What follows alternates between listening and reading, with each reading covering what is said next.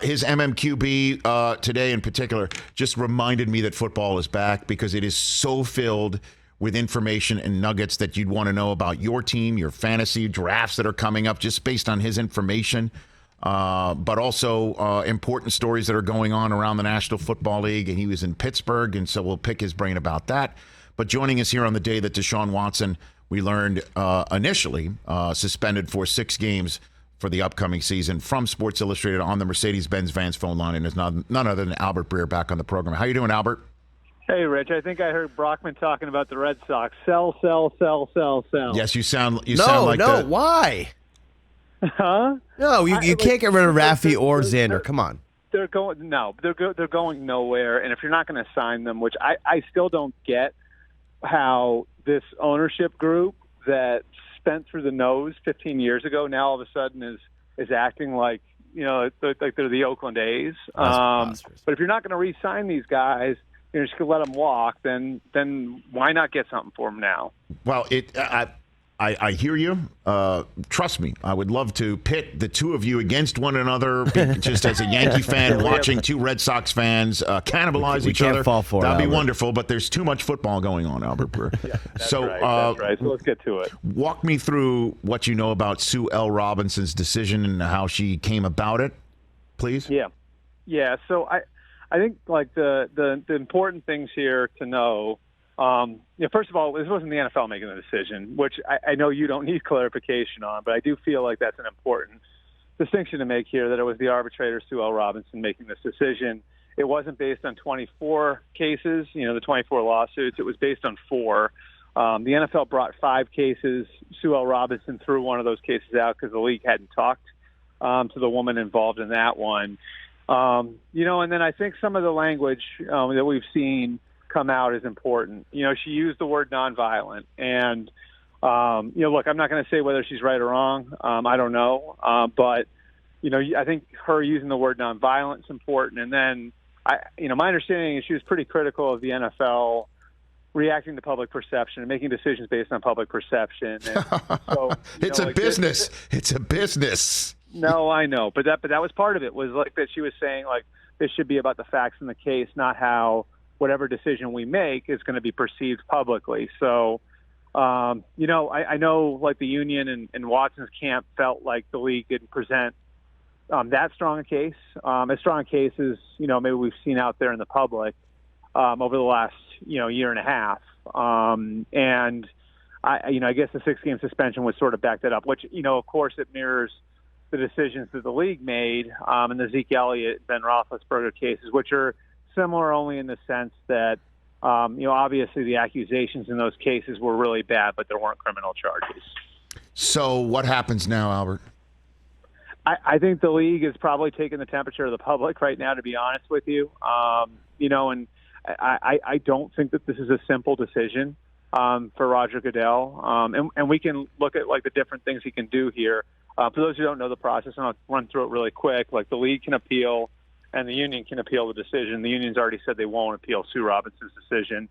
And then it's either going to be Roger or his designee hearing the case. And so, after you get through that, then obviously Roger or his designee would make the final decision. And I think what's interesting about this one, Rich, is like that you'd have, Roger here kind of, in a spot where, do I want my name on the decision? And if it sticks at 6 games, he could say, well, we think, like he should have gotten a year, but we do think Sue Robinson ran a fair process, so we're going to allow for that decision to stand. He could knock it up a couple of games, and I'm not sure Watson or the PA would fight that if he went up a couple of games. But then does that really do anything? Now you've involved yourself in the process, and you don't look like you're being that tough on it. Or he could go to a year, and if he were to go to a year, well, then the NFL is going to be back in court with a player. And there's a decent chance then that Deshaun Watson would play in the opener because the union would seek a temporary restraining order and try to get a stay on the suspension, which would put Deshaun Watson out there while the case was in court, which would obviously make it a pretty public thing for the NFL season. So I don't know that there are great options here for Roger Goodell. And I think it's going to be a very, very difficult decision to make over the next, 48 to 72 hours, whether or not the league goes forward with this. And then if they do, whether or not Roger Goodell is the one to hear the case. Albert Breer here on the Rich Eisen Show. So what are you hearing from Watson's camp, if anything, on this, Albert? I think they are. I don't know if they're happy with the suspension, but I would say at this point they're seeking closure. Is probably the best way to put it. I think they feel like after this thing's been, before 2 grand juries and now a former U.S. District Court judge, like that's enough. And so I think that's part of the reasoning for, Watson's camp and the union getting together and putting the statement out that they did last night because, sure, they felt good about how the hearing went, but I think the other part of that was like that they felt like this had gone far enough. And so I actually think Watson's camp is at peace now with where this stands. And, I think the ball is very much in the NFL's court. Do you think we will hear from him, or they're going to wait till because he's just been so poor, to be very honest with you, at explaining himself throughout this entire process?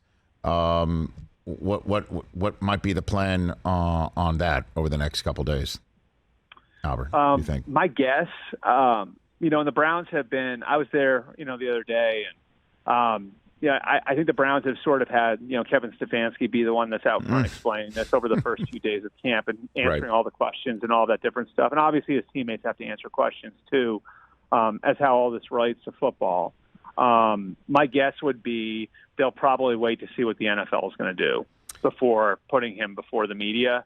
Because there still obviously are some unanswered questions. But, I do know that like some people in the Browns organization feel like once there is closure on this, they'll be able to speak a little bit more freely on, how their process worked and trading for him and everything else. And so, I think you may hear a little bit more from the Browns here over the next couple of days. But my guess is, when you're talking about kind of the tone changing a little bit, and then maybe Watson himself becoming available, they may wait for the NFL's decision on whether or not they're going to appeal the decision by the arbitrator. Well, as we speak, the league just put out a statement, and they mentioned how they thanked Judge Robinson for her attention to the matter and appreciated her diligence and professionalism pursuant to the collective bargaining agreement. Both sides can appeal in 3 days. In light of her findings, the league is reviewing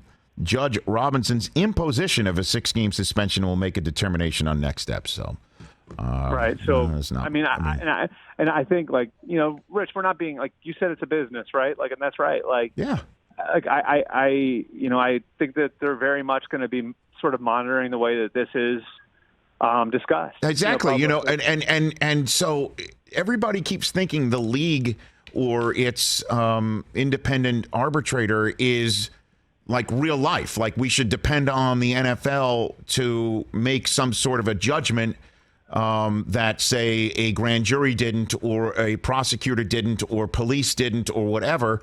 This is essentially a business. And so when it comes down to it, is Deshaun Watson guilty in a court of law? No.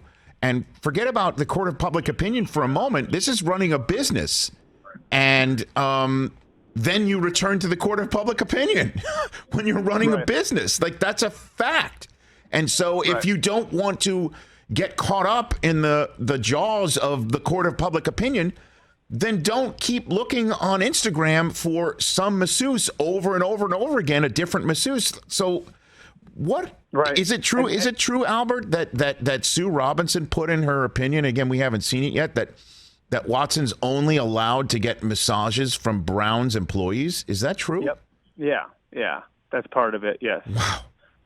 And I think we always knew there were going to be some conditions on this. Like, and I haven't seen that part of it. Like, but you'll remember, like, if you go back to Roethlisberger counseling, I believe was in that in that decision.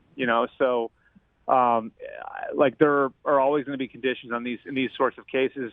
And look, like you're right, public perception does matter because it is a business and it's a forward-facing business. And these athletes are part of what shapes the image of the entire business. huge part of it, And so, I think with, like Roethlisberger, if you go back to that one and you listen to some of the language used in that case by Roger and other people, it was you put the league in a position to look really bad. And you violated the personal conduct policy, you put us all in a bad light. And I think that this is similar. And I think if we get if eventually Sue Robinson's conclusion becomes public, and, obviously it hasn't yet, it wouldn't surprise me if that's part of it. If, part of it is, it's on everybody involved in the league, players, coaches, front office people, everybody else, to put the league to keep the league in a positive light. And obviously Deshaun Watson failed to do that. Albert Breer here from the MMQB and Sports Illustrated on the Rich Eisen Show. The Deebo Samuel deal is done. So is this always about money, Albert? No, I actually don't think so. I do think it's about role. And, I think last year, if you look at the story of their season, it's really interesting. I believe through 9 games, he was second in the league in receiving yards. And then, I think that Rams game was the Monday night game where his role started to change. And from that point forward, he was arguably the most valuable player on the team, but probably the third guy in the passing game behind Brandon Ayuk and George Kittle, if you look at the numbers. And so, I think part of this was how Deebo envisions himself as being a true number one receiver. And that's sort of what he aspires to be. The other piece of it is the obvious, which is playing. I mean, the guy wasn't getting the ball in jet sweeps and stuff. They were playing him as an I formation tailback. You know what I mean? I think there's a longevity piece to this too. And knowing the more he played like that, especially with his injury history, it could affect his shelf life. And so I think as much of this as anything else is about, leaning on the relationship you have with the player. If you're John Lynch and Kyle Shanahan, finding a way to talk to him about how you plan to use him going forward and give him assurances that he's going to have a say in the way that he's used. And that's the way it works with athletes at a lot of levels now, So I think the money was never going to be a problem. And if you look at the deal, it's actually a market deal. It's right where Terry McLaurin and DK Metcalf, it's right where those guys got paid. The contracts all look relatively similar. So the template was there. And I don't think the Niners were ever afraid to pay Deebo the way that a guy like Metcalf or a guy like McLaurin was paid. I think as much as anything else, it was about Deebo feeling comfortable that he wanted to sign away the next 4 years of his life to play in San Francisco based on what happened at the end of last year. So does that mean we're going to still see him get the same number of touches at running back, and he'll just trust the process, or has there been some sort of a deal struck between coach and player? On the internet there, the name escapes me, and I feel like a jerk, but there was a running back they took out of LSU in the 3rd or 4th round. If one of your guys has it there, I can't remember the guy's name, but Brockman is Googling as we speak. Go for it. Okay, they drafted him in the 3rd or 4th round, right? That was after they drafted Eli Mitchell and Trey Sermon last year in the 3rd round and the 6th round, right? I was told that part of drafting that LSU running back, and not that they didn't like the player, they obviously liked the player, but drafting the LSU running back was sort of an olive branch to Deebo and saying, hey, look, we're trying to build depth at that position so we won't have to do this ever again, because part of it last year was they didn't have enough quality depth at that position. So they're saying to Deebo, essentially, we're drafting this extra running back here, even though we took 2 last year as sort of a symbol to you. We're really trying to fix that position so you can play the sort of role you envision for yourself. Tyrion Davis-Price, the running back from LSU, he also pays his debts like all Lannisters as well. Third round pick. Yes. So that's a pretty a year after using 2 draft picks on running backs, right? That's a pretty valuable piece of draft capital to be using on a position that a lot of people don't value that way, right? So, that was very much, I know that's part of the thinking for the Niners, that was sort of an olive branch to Deebo. We're trying to make that position, to stock that position in a way where we won't have to use you in that role again. A few more minutes left with Albert Breer, the MMQB senior NFL reporter on the Rich Eisen Show. What did you learn from the independent study clause existence and then disappearance? What was that all about? I mean, what a train wreck, huh? I mean, seriously, I know this. I know there were some questions about Kyler, and I hesitate to say work ethic because I don't think that's what it is, right? He takes care of his body. He does passing camps with his teammates in Texas and Arizona. I think it was as much about, how he allocates his hours and where he allocates his hours as much as anything else. That's my feeling on it. They want him to be more of a leader. And if they were going to hand him this contract, they want him to be the sort of guy that's going to pull guys with him. And, I think that means being a full participant in the off-season program, which he hasn't at any point in his career. And that's why the workout clause is in there. I think that means allocating some of his time that he does to taking care of his body to studying the game, because, maybe the way he plays isn't sustainable 5 or 6 years from now. So, I think as much as anything else, it was maybe not a shot at Kyler's work ethic so much as it was a shot at his leadership and, what sort of leader he was going to be for the team going forward. And that's so important when you're giving a guy a contract like that, because, Brett, you know this as well as anybody. Those guys in those locker rooms, they keep score. They pay attention to who you're paying. And those guys in those locker rooms, they know how the guys that are getting paid are acting and carrying themselves. And so, I think a huge part of this was, Kyler, we need more of you. We need more of you in a number of different areas. And I think that's part of the reason why you saw the statement in February, because after what Mort reported on Super Bowl Sunday, Kyler's camp knew, all right, they're not really 100% all in on us, so we need to start to put the pressure on them, because Kyler had seen his ex-college teammate Baker Mayfield wait for a contract that never wound up coming. So, I think this whole thing was complicated from the start, and when you have all those little complications involved there, I think that you end up with these sorts of awkward, weird things put into contracts. So they're not as concerned about his readiness for game day. They just think he's on Twitch too much. Literally, that's what it is. And if he's on Twitch as much as he's on, because you can see when he's gaming, if he's on Twitch, you can actually see what he's doing with his time. Yeah, and I can understand if you're in a position of management or authority, and somebody could text you, he's back on Twitch again. And, he could still have it locked down, like he's done his film study, he's done everything.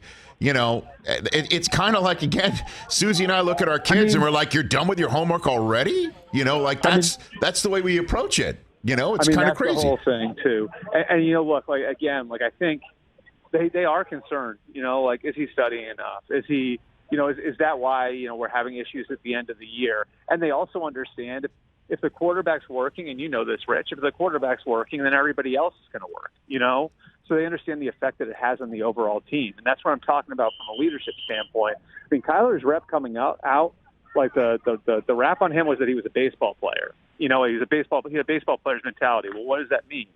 That means if you got a baseball player's mentality, maybe you're a little bit of an independent contractor. And that's always been the issue with him, So, yeah, I think there was definitely concern there. And here's the thing, too, about putting that clause in. Yes.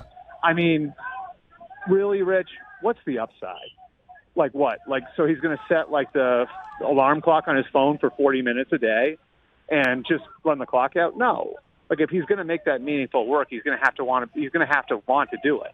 He's going to have to want to do it the same way other quarterbacks want to do it. So, there was so much downside to me to putting that in the contract. I don't know if you can tell me, but I just don't know what the upside was to putting that in there. I don't know. Maybe they just somebody didn't think about what it will look like if, when it comes out. Because as you know, everything comes out in the National Football League. So, it's just wild. And then we'll just see how it all plays out over the first 6 weeks with obviously no DeAndre Hopkins. Where are you right now, Albert? We can hear the whistling. In practice. That's why the first 5 minutes of conversation was a little awkward, because I was trying to avoid the speakers. It's all good. And then I love the whistles. I walked into an area where I wasn't supposed to be, and so security was kind of pointing me around. But I tried to raise the volume in my voice, so this would seem like a very important phone call. But I think, which it is. Yeah. Okay. It can be a little dodgy, and I thought it'd be fine out here, but the speakers were a little louder than I bargained for. No, it's great. I love the whistles. All we need is just the sound of the sprinklers, and we got ourselves a hard knock open. So this is great. Before I let you go, just a couple of minutes on your lead item in your Monday morning quarterback going to Steelers camp. Is this Trubisky's gig? Because we saw over the weekend that Pickett is getting only third-team reps.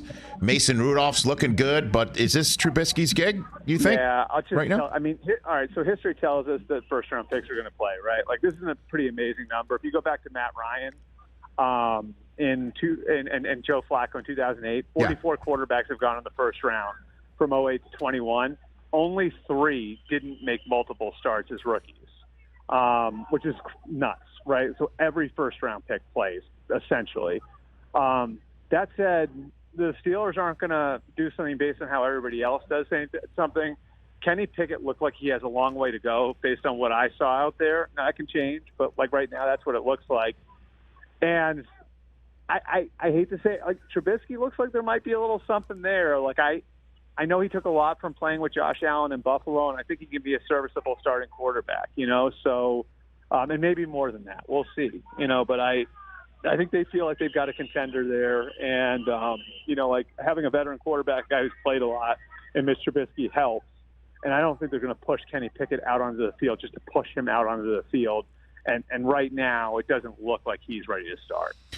Albert, thanks for the time. Greatly appreciate it, man.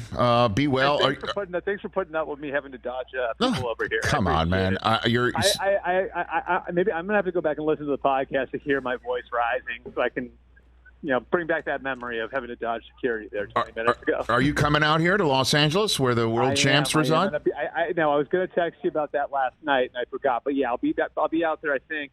Next week? I want to say Sunday, Monday, Tuesday, something like that. Oh, so come in. Are you gonna be in town? Actually, I don't know if I'll be here, but the show's on the air. I'll reach out to you because everybody here wants to see your training camp Nantucket George Hamilton tan and how it's all working. Oh, it's in good shape right now. We had a couple of cloudy days that affected it a little bit. Okay.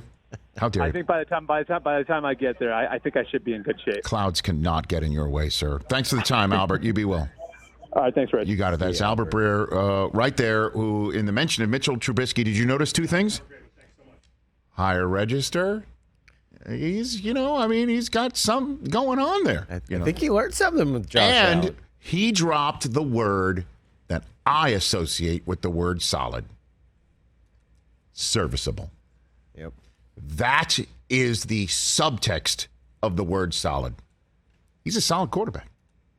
Serviceable.